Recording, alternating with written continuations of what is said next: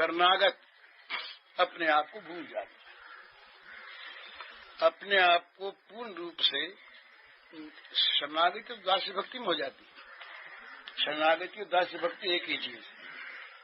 शरणागति में सख्य वात्सल्य और मधुर को स्थान नहीं है, ये जरा समझने का विषय। शरणागति में सख्य को, वात्सल्य को और मधुर रस को स्थान नहीं है।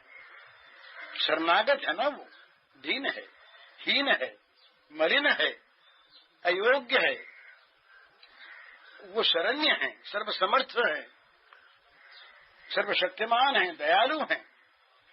तो उनके प्रति ये अपने आप को चरणों में डालकर दीन होकर शरण में आ गया। ये सख्यता कैसे करेगा?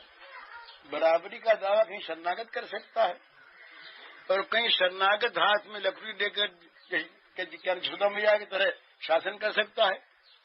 और क्या सारे व्यवधानों को मिटाकर मधुर रस का आस्वादन कर सकता है शरणागत? नहीं कर सकता। इसीलिए अर्जुन को अर्जुन नहीं बनना पड़ा पीछे। ये कथा पाताल खंड में आती है, पद्म पुराण। तो शरणागति के पश्चात ये रसों का उदय होता है। रसों का उदय होते होते जब रस पूर्ण निष्पन्न अवस्था को प्राप्त होने जाता है, तब वहां पर उज्ज्वल रस की, मधुर रस की उद्भावना होती है, प्रकट होता है। वो मधुर रस फिर अनंत है। मधुर रस इतना ही है, ऐसा ही है, सो नहीं। और उसमें फिर मधुर रस में देह की सीमा नहीं, लोक की सीमा नहीं है, नाम की सीमा नहीं है, जगत की सीमा नहीं। जो प्रेम असीम नहीं होता, अनंत नहीं होता, अपार नहीं होता, अचिंत नहीं होता, वो प्रेम कहीं न कहीं छिपे हुए काम का बुर्का डाले हुए, प्रेम का बुर्का डालकर वहां पर कहीं पर छिपा हुआ काम है। इसीलिए उसका अंत आता है। बोले भाई हमारा तो बड़ा प्रेम था, पर तो प्रेम रहा नहीं। ये शब्द, ये वाक्य नहीं बनता। प्रेम था और रहा नहीं, ये वाक्य बनता नहीं। प्रेम था नहीं, कहीं न कहीं कोई काम प्रेम का स्वांग बनाकर नाच रहा था, चाहे वो स्वर्ग काम हो, चाहे मोक्ष काम हो, और चाहे नीच भोग काम हो। कहीं न कहीं काम नाच रहा था प्रेम का स्वांग बनाकर। जहाँ प्रेम का प्राकट्य होता है वहाँ तो असीमता अपने आप आती है, अनंतता। तो उसमें देह की सीमा नहीं।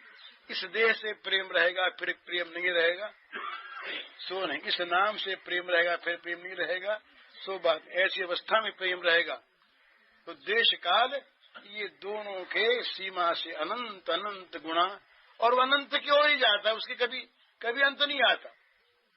प्रेम की सीमा का निर्धारण नहीं होता कि भाई सर्वथा और सर्वदा जगत की सत्ता नहीं रही, एक ब्रह्म सत्ता रह गई। अब अज्ञान का अंत आ गया। अंत अज्ञान का आता है ज्ञान के सूर्योदय होने पर प्रेम का अंत नहीं आता। प्रेम का अंत प्रेमास्पद की प्राप्ति के बाद नहीं आता। अज्ञान का अंत ज्ञान होने पर आ जाता है, अंधकार का अंत प्रकाश होने पर आ जाता है, परंतु प्रेम का अंत प्रेमास्पद के मिलन पर नहीं आता, होता ही नहीं। वो तो और बढ़ता है। वो नित्य पवित्र है, नित्य वर्धनमय है, और नित्य वो नव रसमय है, नव रसमय। तो वहां पर तो ये चिंता भय तो तब हो कि जब चिंता भय के लिए कोई आधार हो, चिंता भय के लिए कोई क्षेत्र हो, कोई जगत हो, कोई देश हो, कोई हृदय हो, जहाँ ये चिंता भय रह सके। स्थान तो नहीं है मन में ब्रह्म को रखने के लिए, व्यापक ब्रह्म को हृदय में बसाने के लिए स्थान नहीं बचता। तो फिर चिंता भय लोक परलोक ये सुख दुख हानि लाभ मान अपमान ये कहाँ रहेंगे उसमें। ये तो बहुत दूर की, ये दूर दूर ये तो भाग जाते हैं। ये जितने भी द्वंद्व हैं ये सारे द्वंद्व भाग जाते हैं, पास नहीं रहते। तो सबसे पहले करना यह है, सबसे पहले करना यह है कि उनकी मंगलमयी कृपा पर विश्वास करना है। और वो कृपा इतनी अबाध और इतनी अभेदमयी है कि उस कृपा के लिए विश्वास के अतिरिक्त किसी भी और अधिकार की योग्यता की आवश्यकता नहीं। ब्राह्मण हो चांडाल हो, पुरुष हो स्त्री हो, वृद्ध हो बालक हो, निरोग हो रोगी हो, धनी हो गरीब हो, किसी देश का, किसी वेश का, किसी वर्ण का, किसी जाति का, किसी धर्म का, पापी निष्पापी कोई प्राणी हो, पुरुष नपुंसक नारी नर जीव चराचर को, बस कोई हो जिसने विश्वास पूर्वक अपने आप को भगवान के चरणों में डाल दिया, बस उसको भगवान ने अपना लिया। जहाँ भगवान ने अपनाया तो पहली चीज तो ये हो गई कि जीवन सुखी हो गया। जीवन सुखी महाराज होगा नहीं। ये जो हम लोग देखते हैं ना, सभी हम लोग भोगों से सुख की आशा रखते हैं। ये कितना बड़ा महान अज्ञान है। आज तक के जगत के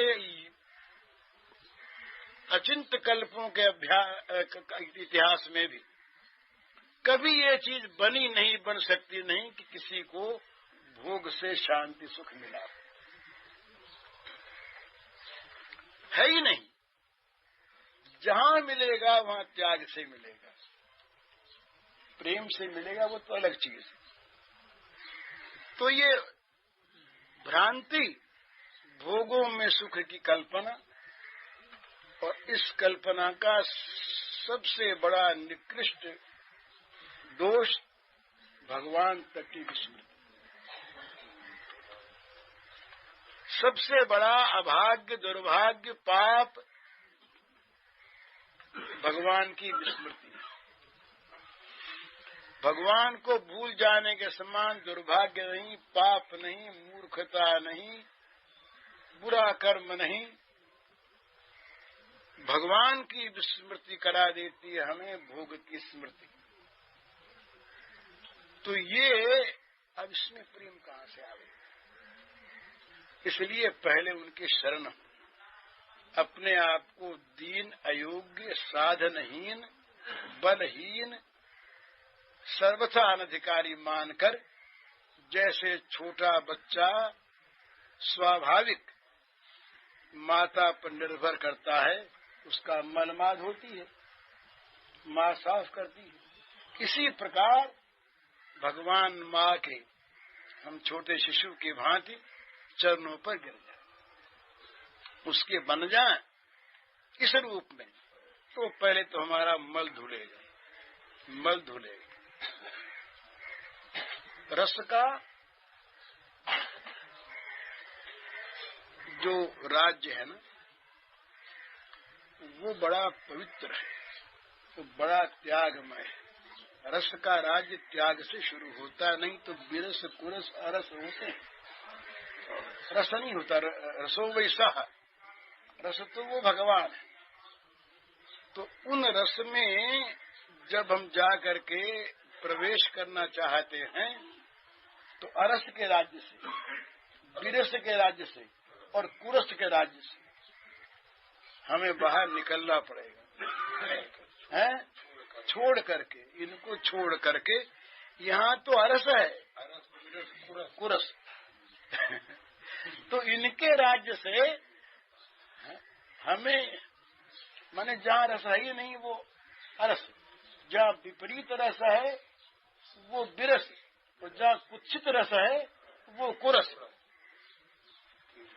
तीन है, अरस, विरस, कुरस। इन तीनों के राज्य से जब हम निकल जाएंगे तीनों के राज्य से हम बाहर हो जाएंगे तब हम रस के राज्य में प्रवेश करेंगे। रस के राज्य में प्रवेश करेंगे और रस के राज्य में प्रवेश होने पर वहां सख्यत्व का आरंभ होगा। दास शरणागति में आ गया, उसके बाद फिर सख्यत्व का आरंभ होता है। वहां पर भी अभी दूरी है, दूरी है। वात्सल्य में भी दूरी है, वात्सल्य में भी सर्वांग समर्पण नहीं है। मधुर इसीलिए उसका नाम मधुर है कि मधुर में पूर्ण समर्पण है और समर्पण करने वाला फिर अपने को खो देता है। हिरत हिरत हे सखी हिरन गयो हिराय, वो हिरन ढूंढने वाला खोजा, ढूंढते ढूंढते ढूंढने वाला खो गया। आपने देखा रास पंचाध्यायी में जब भगवान वहां पर छिप गए वे कहीं नहीं रहे, वहीं देखते रहे। उन्होंने कहा देख रहे तुमको नहीं दिखे, हम तो देख रहे थे। तुम्हारे रस का अधिक अधिक विकास हो इसके लिए हम छिपे थे, देख रहे थे। पर वहां क्या हुआ, कितना श्री गोपांगनाओं का गोपांगनाओं की तन्मयता हुई कि अपने आप उन्होंने खो दिया। लीला करने लगी उन्हीं की, श्री कृष्ण ने। पहला प्रेम वैचित्य तो हुआ राधा रानी का, गए नहीं थे, वो थी क्रोध में ही, तो प्रेम वैचित्य हो गया, छोड़ गए। ये भाव है वहां। भगवान का दर्शन हुआ, भगवान का दर्शन हुआ, उसमें भगवान कहेंगे वो प्रेम वैचित्य की अवस्था राधा जी थी। राधा जी का प्रेम वैचित्य, राधा जी क्रोध में थी और राधा जी को भान हो गया श्याम सुंदरी नाम नहीं। तो इस प्रकार से अपने आप को जब खो देता है तब रस का वहां पर प्रादुर्भाव होता है। रस आगे बढ़ते बढ़ते जब उज्ज्वल रस में, महान मधुर रस में परिणत हो जाता है तब वो पूर्ण समर्पण में समर्पण करने वाला नहीं रह जाता। फिर उनकी लीला उनके अपने क्षेत्र में, उनके अपने द्वारा होती है, अपने दो रह करके लीला करते। सदा एक पर सदा बने दो, सदा एक पर सदा बने दो। एक दो बनने पर भी एकता में कहीं भी जरा भी किसी प्रकार भी त्रुटि नहीं आई, त्रुटि आई नहीं, दो बने। तो इस प्रकार से वो भगवान के हृदय में भक्त और भक्त के हृदय में भगवान, हृदय दोनों का एक ही, दो हृदयों का निर्माण कर लेते हैं वहां भगवान लीला के लिए। दो हृदयों का निर्माण कर लेते हैं, हृदय एक ही है, एकात्मता ही है। ये तीन भाव होते हैं उसमें। कभी भाव होता है कि